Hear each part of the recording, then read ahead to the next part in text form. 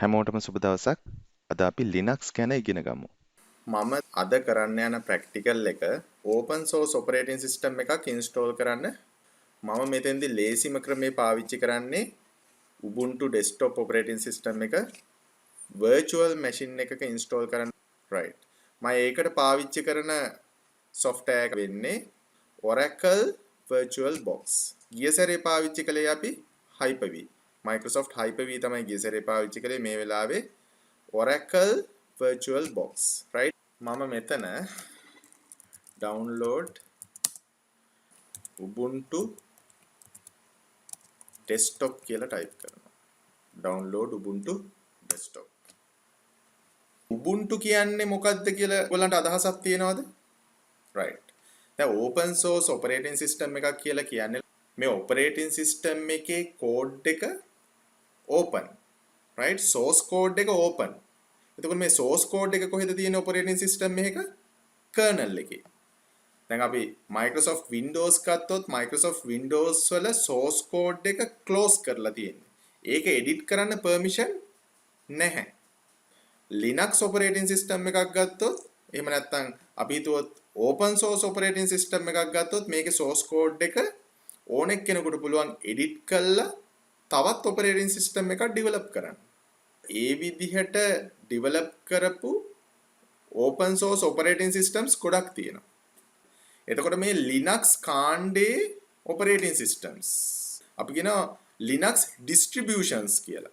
right. Linux distributions ගත්තොත් ඕගලන්ට බලන්න පුළුවන් Wikipedia එකට ගිහිල්ලා Linux distributions තියෙනවා ගොඩක්. right. ඒ එකක් තමයි Debian. එතකොට මේ Debian distribution එකේ යටතේ develop කරපු operating systems ගොඩක් තියෙනවා. ඒ එකක් තමයි මෙන්න මේ Ubuntu කියන්නේ. හරිද? මේ Ubuntu operating system එක. තව තියෙනවා Linux Mint Debian edition එකක්.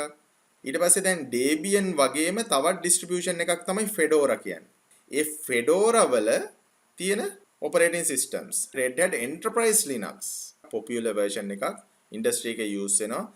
එතකොට enterprise කියලා කිව්වහම ඒක ටිකක් වෙනස් වෙනවා. දැන් අපි කතා කරන මේ open source operating systems වල දැන් තියෙන trend එක තමයි right. ඒකේ operating system එකක් තියෙනවා free version එකක්.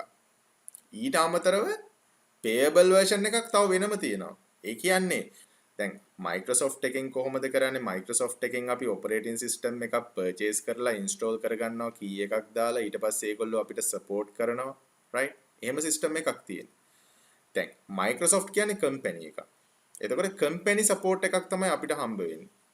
දැන් මේ open source operating system එකක් ගත්තොත් මේ open source operating system එක develop කරන්නේ community එකකින්.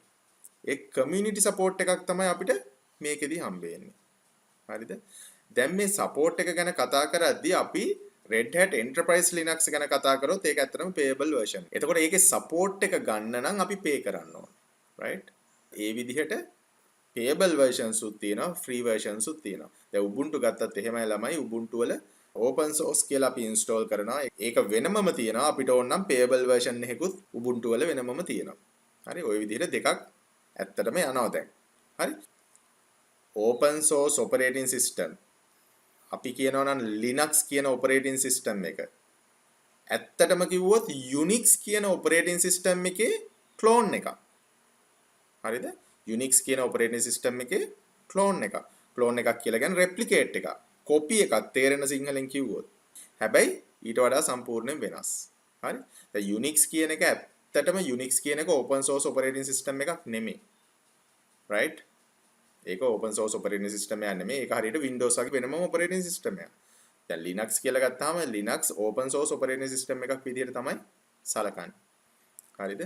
එතකොට මේ විදිහට distributions තියෙනවා Debian, Fedora, ඊට පස්සේ අපි ගත්තොත් Mandriva Linux, OpenSUSE, right? Arch Linux ওই විදිහට ගොඩක් distributions තියෙනවා. එතකොට මේ distributions වල දැන් Debian ගත්තොත් Debian වල තියෙන operating systems තමයි මේ Ubuntu කියන එක. ඊට පස්සේ Fedora යටතේ තියෙන ඒවා තමයි Red Hat Enterprise Linux, CentOS, right? ඔයගොල්ලෝ දන්නවා දැන් RHCSA කියලා certification එකක් තියෙනවා. Red Hat Certified System Associate. ඊට පස්සේ Red Hat Certified Engineer RHCE. එතකොට මේ certifications ඔක්කොම එන්නේ මේ Red Hat Linux Enterprise හරහා. ඒ certification එක ගොඩක් වටිනවා. Enterprise ගිහිල්ලා open source operating system එකක් handle කරන්න ඒකේ අපිට වැඩ කරන්න ගොඩක් වටින certification එකක්. හරි. එතකොට ඇත්තටම ළමයි මේ Unix කියන operating system එක fully ආවේ command line interface එකක. Linux කියන operating system එකත් fully introduce කරේ command line interface එකක. එතකොට මේවා දැන් ක්‍රමානුකූලව graphical user interfaces වලට පෙරලිලා තියෙන්නේ. ඒවා වැඩ කරන්නත් පුළුවන්. ඕනනම් ඒක ඇතුලේ command line දෙන්නත් පුළුවන්. දැන් අපි Windows ගත්තත් Windows වල PowerShell කියලා එකක් තියෙනවා. දැන් Windows servers වල PowerShell තියෙනවා. ඒතකොට PowerShell කියන්නේ තනිකර command line interface එකක්. අර GUI වල වැඩ කරන එක අපිට පුළුවන් PowerShell වල command line කරන්න. දැන් ඔයගලන්ට පේනවා ඇති මේක වෙනස. open source ඒවා GUI පැත්තට එනකොට Windows GUI තිබිච්ච ඒවා command line පැත්තට එනවා. right? ඔය දෙකම දැන් parallelly ගමන් කරනවා. හරි. එතකොට දැන් Fedora වල තියෙන Red Hat Linux Enterprise ගත්තොත් ගොඩක් famous operating system එකක්. ඊට පස්සේ මේ CentOS ගත්තොත් CentOS එකත් ගොඩක් famous industry එකේ. CentOS එක Linux වලට ගොඩාක් hit වෙන් යන operating system එකක්. Red Hat Linux වල වැඩ කරන command CentOS එකේ වැඩ කරනවා. ඊට පස්සේ Oracle Linux. හරි. Oracle කියන්නේ ඇත්තටම open source එකක්නේ. ඊට පස්සේ Mandriva Linux කියන්නේ තව distribution එකක්. ඊට පස්සේ OpenSUSE right ඒ ටික තමයි තියෙන්නේ right. ඒ පොඩි හැඳින්වීමක් Linux ගැන අපිට Ubuntu desktop install කරගන්න මම search කරා. මම යනවා ubuntu.com site එකට download Ubuntu right. මෙතන තියෙනවා Ubuntu 20.04.3 LTS right. මේකේ support එක 5 years තියෙනවා කියලා කියනවා 2025 අප්‍රේල් වෙනකන් long term support. Free security and maintenance updates guaranteed. බලන්න recommended system requirements මොනවද? 2 GHz dual core processor better. 4 GB system memory. 25 GB of free hard drive space. Internet access is helpful. Either a DVD drive or a USB port for the installer media. එතකොට මෙන්න මේ recommended system requirements ටික අපිට අවශ්‍ය වෙනවා Ubuntu desktop install කරන්න. මේ ටික තමයි recommend කරලා තියෙන්නේ. හොඳේ. මේ ටික recommend කරලා තියෙන්නේ. මීට වඩා පොඩ්ඩක් අඩු වුණා කියලා ලොකු issue එකක් නැති වෙයි. පොඩ්ඩක් slow way මේක install කරන්න ගියොත්. හරි. මම මේක download කරනවා. මේකේ size එක 2.9 GB. මම විශ්වාස කරනවා මේක මං ගාව download කරලා ඇති කියලා. yes. virtual box එකක් download කරගන්න ඕන. download Oracle virtual box.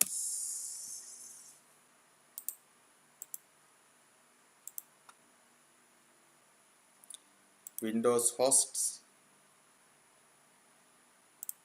VirtualBox 6.1.26 මෙන්න මේක තමයි right 105 MB.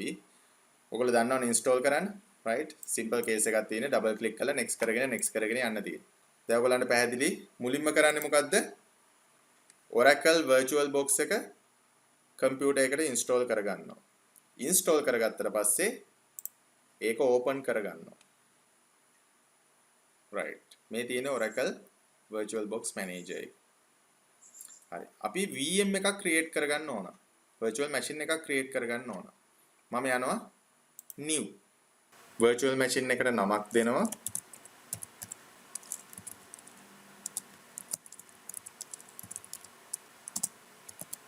machine එක create වෙන folder එක මම change කරන්න යන්නේ.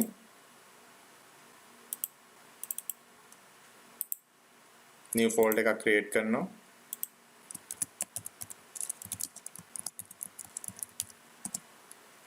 virtual machine එකේ නමින්ම ඒ folder එක select කරගත්තා. මට ඕන නම් default location තියෙන්නත් පුළුවන්. C එක තමයි ඒ default location එක විදිහට තියෙන්නේ. සාමාන්‍ය local machine එකේ operating system එක C එකේ තියෙන නිසා ඒකේ space issue එකක් එන්න පුළුවන් නිසා තමයි අපි VM එක වෙනමම storage එකකට ගෙනියන්නේ. ඊට පස්සේ අපි install කරන්න යන type එක Linux. මේක Linux operating system එකක්. ඒකේ Ubuntu 64 bit operating system එක තමයි මම මේ install කරන්න යන්නේ. Click next. Memory size. Select the amount of RAM. මේකට allocate කරන්න ඕන RAM එක කොච්චරද කියලා අහනවා. ඊට කලින් බලන්න ඕනේ මගේ computer එකේ RAM එක කොච්චර තියෙනවද කියලා. මගේ 8GB RAM එකක් තියෙනවා. හරි. 8GB RAM එකෙන් 4GB අනිවාර්යෙන් ඕනනේ. 4GB මම allocate කරනවා. මොකද මගේ local machine එක වැඩ කරන්නත් RAM එක අවශ්‍යයි. virtual machine එක වැඩ කරන්නත් RAM එක අවශ්‍යයි. minimum 4GB තියෙනවා නම් හොඳයි කියලා කියපු නිසා. right. මෙතන MB 4096ක්. next. hard disk එක. දැන් මෙතන hard disk create කරද්දී hard disk create කරන්න පුළුවන් ක්‍රම තුනක් යටතේ. ඔයගලන්ට options තියෙනවා ළමයි hard disk එක මෙතෙන්දි create කරන්නත් පුළුවන්. එහෙම නැත්නම් machine එක create කරලා පස්සේ hard disk එක add කරන්නත් පුළුවන්. වඩා පහසු hard disk එක මෙතනදිම create කරගෙන යන එක. The recommended size of the hard disk is 10GB. එතකොට පස්සේ add කරන්න පුළුවන් පළවෙනි option එකට ගියොත්, දෙවෙනි option එකට ගියොත් දැන් create කරන්න පුළුවන්. තුන්වෙනි option එකට ගියොත් දැනට create කරපු hard disk එකක් තියෙනවා නම් ඒක මේකට attach කරන්න පුළුවන්. right? මම යන්නේ දෙවෙනි option එකට create a virtual hard disk now. create. ඊට පස්සේ කියනවා hard disk file type එක select කරන්නලු. VDI කියන්නේ virtual box වලට අදාළ disk image එක. VHD කියන්නේ virtual hard disk එක. ඊට පස්සේ VMDK කියලා කියන්නේ virtual machine disk එක. මොනවද මේ file extensions තුනක්? VHD ඔයගොල්ලන්ට මතකද? Microsoft Hyper-V වලට support කරපු file extension එක. VHD එහෙම නැත්නම් VHDX. එතකොට මේ VMDK කියලා කියන්නේ මොකද්ද? ඔයගොල්ලෝ අහලා තියෙනවද VMware, VM player, right? එතකොට VM player කියලා කියන්නේ virtual machines create කරන්න පුළුවන් platform එකක් Hyper-V virtual box වගේම. එතකොට එයාගේ file extension එක තමයි මේ VMDK කියලා කියන්නේ, right?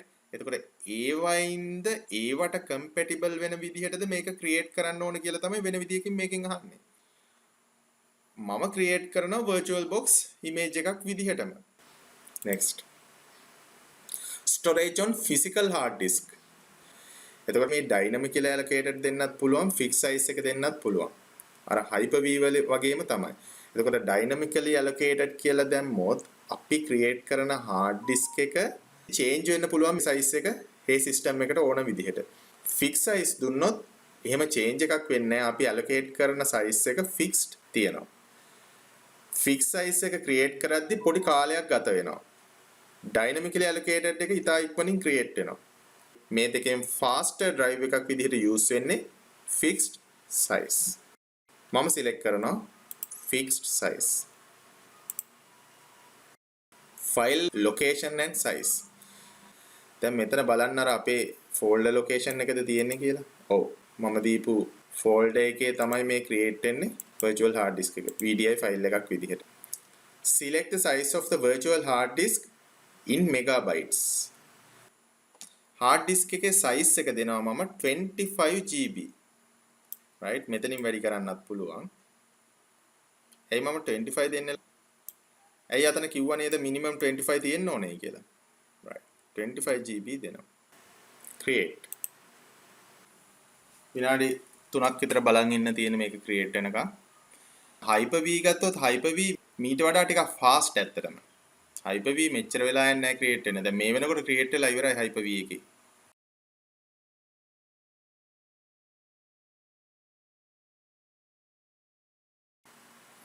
okay. VMA create වුණා. VMA create වුණාට පස්සේ අපි යන්න ඕන settings. settings ගිහිල්ලා මේ general tab එකේ බලන්න advanced කියන tab එක. ඒකේ shared clipboard කියන එකේ options තියෙනවා disabled host to guest, guest to host bidirectional. host කියලා කියන්නේ මොකද්ද? අපේ local computer එක. guest කියලා කියන්නේ VM එක. guest to host ඒකේ අනිත් පැත්ත. bidirectional දෙපැත්තටම. ඒ කියන්නේ අපි මොනවා හරි දෙයක් copy කළොත් paste කරන්න පුළුවන් ද අනිත් පැත්තට? දැන් අපි සාමාන්‍යයෙන් දන්නා ඔයගොල්ලන්ගේ ලෝකල් කම්පියුටර් එකේ ඕනම තැනක මොනවා හරි කොපි කළොත් ඒක ඕනම තැනක ගිහලා පේස්ට් කරන්න පුළුවන්. හැබැයි ඔයගොල්ලෝ ලෝකල් කම්පියුටර් එකේ කොපි කරන දෙයක් virtual machine එකට ගිහිල්ලා paste කරන්න ගියොත් paste කරන්න දෙන්නේ නැහැ. මේකේ අපි හරි option එක select කරලා තිබුණ නැත්නම්.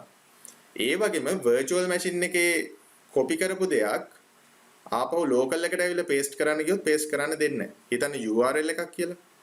එහෙම නැත්නම් මොනවා හරි file එකක් කියලා හිතන්න. right? අපි කොයි එකටත් හොඳයි මේක bidirectional දාලා තියෙන එක. එතකොට දෙපැත්තටම copy කරන එක දෙපැත්තටම paste කරන්න පුළුවන්. drag and drop. drag and drop උත් එහෙමයි දෙපැත්තටම කරන්න පුළුවන්. ඊට පස්සේ සිස්ටම් ගිහිල්ලා බලනවා boot order එක අපිට හදන්න පුළුවන් ඕනනම් boot order එක මම ඕනනම් optical එක උඩට ගන්නවා hard disk එක ඊට උඩට ගන්නවා මේ දෙක network boot එක දීලා නැහැ floppy එකත් අයින් කරනවා floppies වැඩකුත් නැහැ right ඊට පස්සේ අපි යනවා storage එකේ මෙන්න මේක තමයි අපේ storage device එක එතකොට මේ CD DVD drive එක. ඒක අපි add කරනවා file එකක්. DVD එක දාන්න හදන්න. අපේ image එක Ubuntu 20.04 මේ desktop version එක open කරා size එක පෙන්නනවා 2.68 GB. okay. මම ඊට පස්සේ මොකද කරන්නේ? මේක power on කරනවා. power on කරාට පස්සේ select startup disk. හරි. පොඩි description එකක් කියනවා. මම කියන හැම වෙලාවෙම මොනවා හරි දෙයක් කියවන්න තියනවා නම් ළමයි කියවන්න. කියවල තේරුම් ගන්න. ඒ තේරුම් ගැනීම ඇතුළේ ලොකු දෙයක් ඕගොල්ලන්ට ඉගෙන ගන්න පුළුවන්. ලොකු help එකක් වෙනවා ඉස්සරහට මේ වැඩේ කරගෙන යන්න. මෙතෙන්දි මොකද්ද කියන්නේ? ඕගොල්ලෝ boot කරන්න ඕන disk එක තමයි මේ පෙන්නන්නේ. අපි දැන් virtual machine එක create කරලා ඉවරයි. ඒකට අපි image file එකත් mount කරා. image file එකෙන් තමයි boot වෙන්න try කරන්නේ. මොකද hard disk එකෙන් boot වෙන්න බෑ. ඔයගොල්ලෝ නිකන් මේකේ settings ගිහිල්ලා බැලුවොත් settings වල boot order එකක් පෙන්නනවා. මේ boot order එකේ floppy disk එක තිබුණා, CD DVD ROM තිබුණා, hard disk එක තිබුණා, right ඒ set එකක්ම තිබුණා. ඒක දැනට bootable device එකක් පෙන්වන්නේ මේ DVD එක. ඒකෙන් boot කරන්න හදන්නේ. ඊට අමතරව ඒගොල්ලෝ කියන operating system file එක install කරලා ඉවර වුණාට පස්සේ මේක automatically unmount වෙනවලු නැත්නම් ඔයගොල්ලන්ට manually unmount කරන්නත් පුළුවන්. ඒගොල්ලෝ අදහස් කරන්නේ මොකක්ද ඒ කතාවෙන්? දැන් මේ ෆයිල් එක දිගටම bootable device එක විදිහට තිබුණොත් OS එක install වෙච්ච disk එකෙන් boot වෙන්නේ නැතුව මේකෙන් දිගටම boot වෙවි තියේ. මේක automatic ඒක නිසා system එකෙන් අයින් කරනවා. නැත්නම් අපිට manually අයින් කරන්නත් පුළුවන්. start.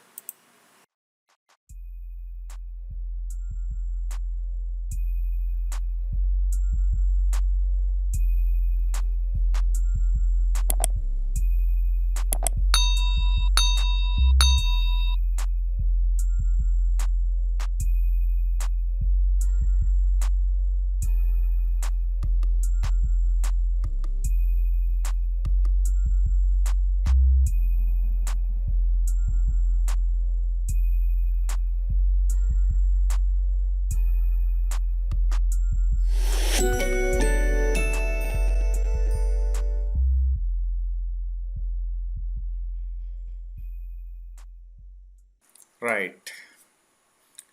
මෙන්න ආව installation screen එක. installation එක දැන් තමයි start කරන්න තියෙන්නේ. welcome. අපි language එක select කරගන්න ඕන English. options දෙකක් දීලා තියෙනවා try ubuntu install ubuntu. මේ try ubuntu කියලා කියන්නේ disk එකෙන් run කරලා අපිට වැඩ කරන්න allow කරන system එකක්. මේ disk එක OS එකක් විදිහට වැඩ කරනවා. එතකොට ඔයගොල්ලන්ගේ computer එකට install වෙන්නේ නැහැ මේ ubuntu කියන OS එක. right අනිත් එක තමයි install ubuntu කියන එක. select කළා install ubuntu කියන option එක. choose your keyboard layout English US continue. Updates and other software. What apps would you like to install to start with? Normal installation. එහෙම නැත්නම් minimal installation. Right? The normal installation එකේදී web browser, utilities, office software, games and media players install වෙන්නේ. මේ office software කියලා කියන්නේ open office. Minimal installation. එකේදී web browser and basic utilities විතරයි install වෙන්නේ. මේක අපි normal installation යනවා graphical user interface එක ඒ අදාළ apps මේ අවශ්‍ය utilities හැම දෙයක්ම install වෙන්න අවශ්‍ය නිසා. ඊට පස්සේ other options වල download updates while installing Ubuntu. latest updates තියනවා නම් OS එක install වෙන ගමන්ම updates උත් install වෙනවා. Install third party software of graphics and Wi-Fi hardware and additional media formats. Right? මේක ටික එක දාලා තිබුණා ඉන්ටර්නෙට් එක through automatically මේ ටික download කරගන්න පුළුවන්. මම මේක වෙලාව යන හින්දා මේ දෙක දාන්නේ නැහැ. normal installation විතරක් select කරනවා. නමුත් recommend කරන method එක තමයි මේ දෙකත් ticks දාන එක. Continue. Installation type. This computer currently has no detected operating systems. What would you like to do? එතකොට operating system එක detect කරගෙන නැහැ. ඇත්තටම operating systems මුකුත් නැහැනේ අපි create කරපු VM එකේ. එයා කියනවා පළවෙනි option එක විදිහට erase disk and install Ubuntu. disk එක erase කරලා Ubuntu install කරන්නලු. machine එකේ hard disk එක format කරලා ඒකේ OS එකක් දානවා කිව්වා වගේ Windows වලදී erase disk කියලා මෙතන කියන්නේ. ඉතින් disk එකේ මුකුත් data නැහැ erase කරයි කියලා ප්‍රශ්නයක් නැහැ අපිට. හරි? ඒ option එක තමයි අපිට select කරගන්න තියෙන්නේ. warning එකක් දෙනවා. This will delete all your programs, documents, photos, music and any other files in all operating systems. දැන් අපි VM එක create කරන නිසා ගැටලුවක් නැහැ. ඕගොල්ලන්ගේ machine එකට ඕගොල්ලෝ දානවා නම් Ubuntu, එතකොට ඕගොල්ලෝ සැලකිලිමත් වෙන්න ඕන. මේකෙදි තියෙන ඔක්කොම ටික delete වෙනවා. Something else. You can create or resize partitioning yourself or choose multiple partitions for Ubuntu. මෙතනින් පුළුවන් වෙනම partitions හදලා ඒ විදිහට ඒ අදාළ partitions create කරන්නත්. right? මම මේ option එකට යනවා. okay, continue. Where are you? අපි ඉන්න තැන automatically මෙතන pick කරගෙන තියෙනවා. හරි? ඉන්ටර්නෙට් කනෙක්ට් වෙලා තියෙන්නේ ඒකයි මෙතන මගේ zone එක පෙන්වන්නේ කොළඹ කියලා. මේ map එක උඩ ක්ලික් කරන්න තියෙන්නේ. time zone එක පෙන්වනවා. මේ ඉන්දියාව උඩ ක්ලික් කරාම කල්කටා පෙන්වනවා.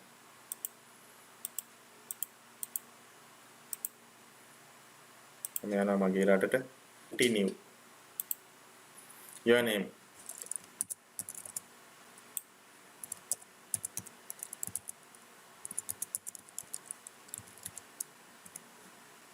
username එක මේකම දෙනවා. password එකක් දෙනවා.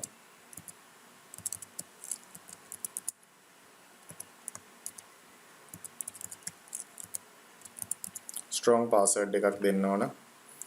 require my password to login. එතකොට log වෙන්න මගේ password එක require කරනවා. ඒක තමයි මේ select වෙලා තියෙන්නේ. හරි? login automatically. ඕනනම් automatically log වෙන්න දෙන්නත් පුළුවන්. මම දෙනවා require my password to login. Continue.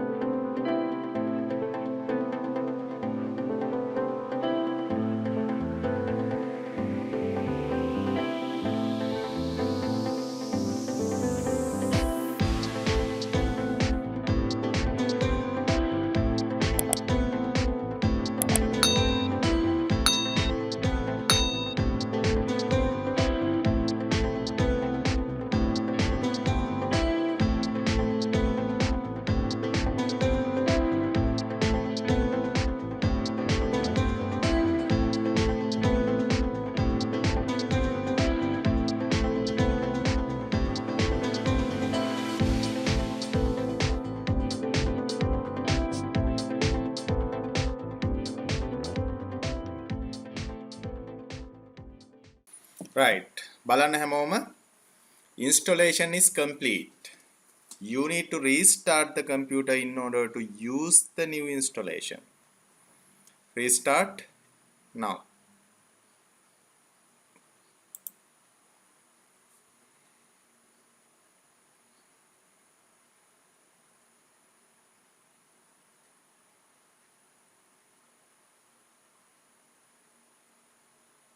please remove the installation medium, then press enter. මම enter කරා.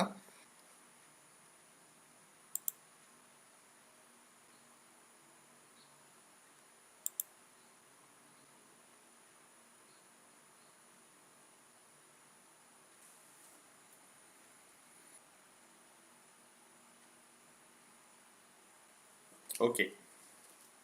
කම්පියුටර් එක restart වුණා.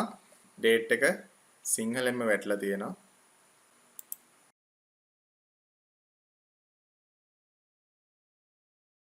මේවා enable කරන්න, disable කරන්න.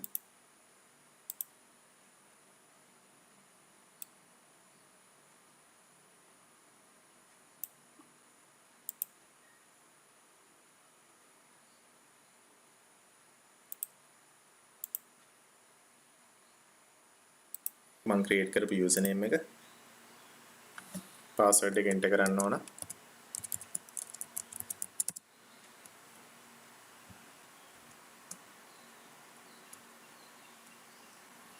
right. බලන්න welcome screen එක දිහා. Connect your online accounts. Connect your accounts to easily access your online calendar, documents, photos and more. Ubuntu single sign on කියලා option එකක් තියෙනවා. single sign on කියන option එකේ තේරුම ළමයි අතරම පොඩ්ඩක් විස්තර කළොත් single sign on කියන්නේ දැන් example එකක් විදිහට Google ගන්න. එක Google account එකකින් හැම Google app එකක්ම log වෙන්න chance එක දීලා තියෙනවා. ඕගලන්ට නැවත වාරයක් password එක දෙන්න අවශ්‍ය නැහැ. ඒකට තමයි කියන්නේ single sign on කියලා. එකකට log වුණා හැම එකක්ම log වුණා හා සමානයි. Microsoft වලත් ඒක ඒ විදිහටම තියෙනවා. එතකොට දැන් මේ Ubuntu වලත් මේ option එක දීලා තියෙනවා. හරි. අපි දැනට මේ option එක skip කරනවා. හරි ඔයගලන්ට මොන හරි software install කරගන්න ඕන නම් මෙතනින් install කරගන්න පුළුවන්. right. ඒවට යන්නේ මම. software update එකක් පෙන්නනවා. එකත් close කරනවා. හරි. මේ ඔයගලන්ට අර Windows වල වගේ පෙන්නන taskbar එක activities. එතකොට මේ activity set එකේ උඩින්ම තියෙන ඔයගලන්ට පේනවා Firefox web browser එක. ඔයගොල්ලෝ දන්නේ නැති Firefox කියන්නේ open source software එකක්. මේකෙන් අපි නිකන් open කරලා බලමු අපි internet connect වෙනවද කියලා. මම නිකන් hi කියලා type කරනවා. right. ඔයගලන්ට පේනවා internet connect වෙනවා.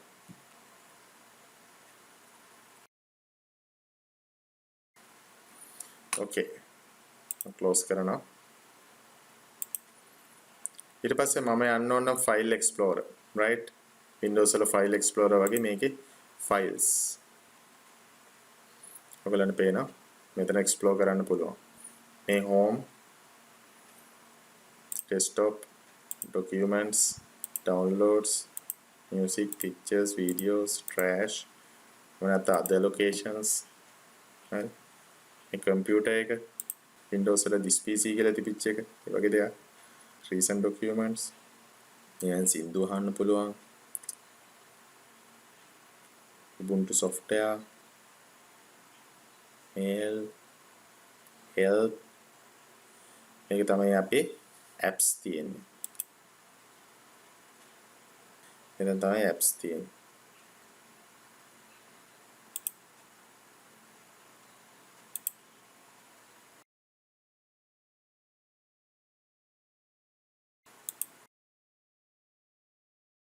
settings යන්න පුළුවන්. ඊට පස්සේ log out වෙන්න, power off කරන්න, edit කරන්න පුළුවන්. මම යනවා settings. මේකේ පළවෙනි tab එක තමයි network කියන එක. මේක connect වෙලා තියෙනවා wired connection එකක්. දැන් මේ virtual box එක හරහා තමයි connect වෙලා තියෙන්නේ. ඒකයි මේක wired connection එකක් විදිහට පෙන්නන්නේ. no bluetooth found. right. ඔයගොල්ලෝ නිකන් මේවා බලන්න. appearance, notifications.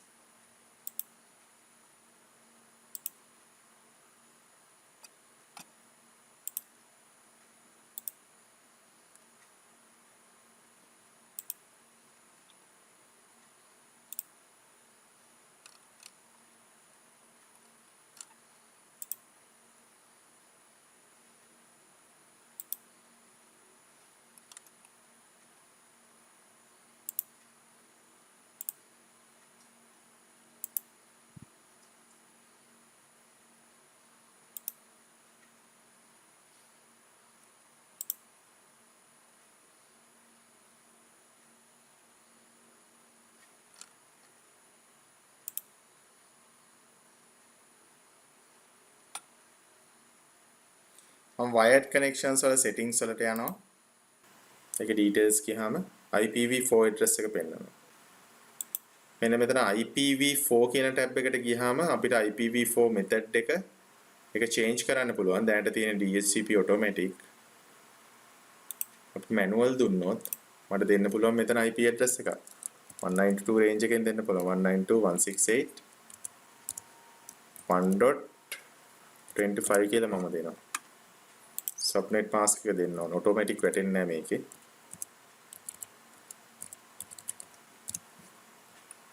net mask කියන්නේ subnet mask එකට. gateway එක 192.168.1.1 gateway කියන්නේ router එකේ IP එක මම දෙන්න ඕන. right. DNS නැහැ. apply. ඊට පස්සේ මම close කරා. මේකත් close කරා. මම browser එකට ගිහිල්ලා බලනවා internet connect වෙනවද කියලා බලමු. yes internet connect වෙනවා. මම දැන් මෙතන කලේ open source එහෙම නැත්නම් ubuntu desktop operating system එක install කළා.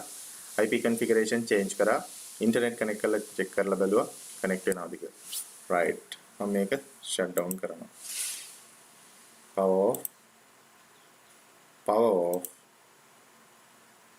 power off.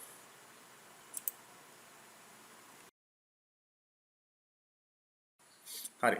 ඔයගොල්ලෝ මෙහෙම කරන්න VirtualBox download කරන්න, ගෙදර machine එකට install කරන්න හදන්න VM එකක් Ubuntu desktop download කරන්න, install කරන්න Ubuntu desktop VM එකට. right? try කරන්න අමාරු නැහැ. ඕගොල්ලන්ගේ machine වල spec එක ඇති වෙයි කියලා මම විශ්වාස කරනවා. lazy. next කර කර යන්න තියෙන්නේ. හරි? හරි. මේක installation එක තේරිච්ච ළමයාට උස්සන්න. okay good. එහෙනම් හැමෝටම සුබ සතියාන්තයක්. හැමෝම පරිස්සමෙන් ඉන්න.